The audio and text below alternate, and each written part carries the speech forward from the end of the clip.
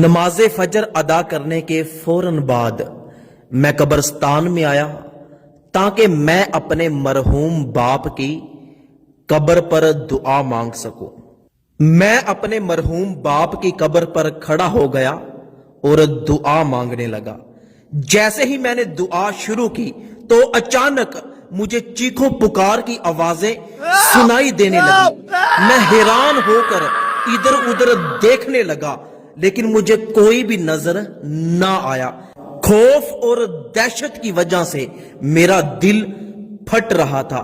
مجھے ایسے لگ رہا تھا کہ جیسے چیخوں پکار کی آواز کہیں نزدیک سے ہی آ رہی ہے۔ میں نے ادھر ادھر دیکھا تو مجھے ایسے لگا کہ جیسے چیخوں پکار کی آواز ساتھ والی قبر سے آ رہی ہے۔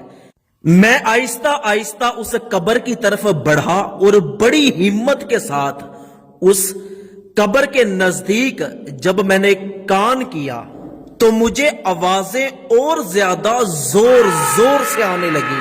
میں وہاں سے اٹھا، ایک جانب سے قبر کھلی ہوئی تھی، قبر میں بڑا سارا سوراخ تھا۔ میں اس سوراخ کے نزدیک گیا، سوچا کہ اس میں دیکھنے کی کوشش کروں، لیکن جیسے ہی میں نے اس میں دیکھا تو میں جھٹکا لگا کر پیچھے گرا اور تیزی کے ساتھ میں قبرستان سے باہر نکل گیا اور خوف اور دہشت کے مارے مجھ سے چلا بھی نہیں جا رہا تھا۔ یہ تو مجھے پتا ہے کہ میں قبرستان سے باہر کیسے آیا۔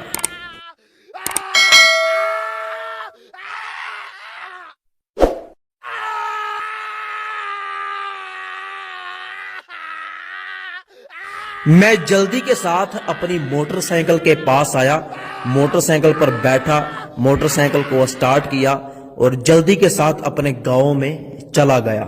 میں گاؤں جا کر جلدی سے قبر بنانے والے مستری کو، جس نے ہمارے گاؤں کی ساری قبریں بنائی، اس کو میں قبرستان میں لے کر آیا تاکہ اس کو یہ معاملہ دکھا سکوں اور پوچھ سکوں کہ یہ قبر کس کی ہے۔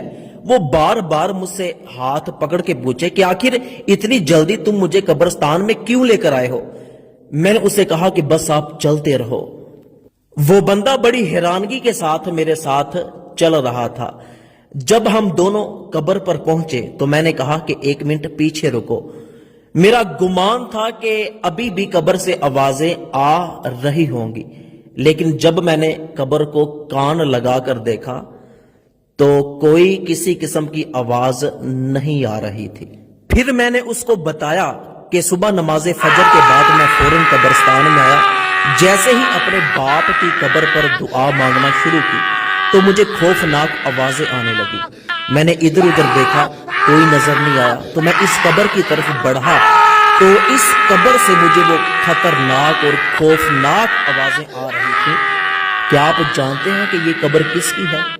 اس نے بتایا کہ یہ قبر ہمارے گاؤں کے ایک ٹھیکیدار کی ہے جو بہت ہی ظالم انسان تھا، اور سب سے بڑی بات یہ کہ یہ بندہ سود کا کاروبار کیا کرتا تھا اور لوگوں پہ ظلم کیا کرتا تھا، لوگوں کو سود پر قرض دیا کرتا تھا۔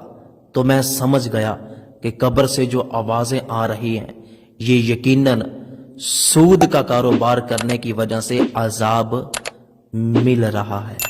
تو میری اللہ پاک سے دعا ہے کہ اللہ پاک مجھے اور آپ کو سود جیسے بڑے گناہ سے بچنے کی توفیق عطا فرمائے۔ اچھی بات دوسروں تک پہنچانا صدقہ جاریہ ہے۔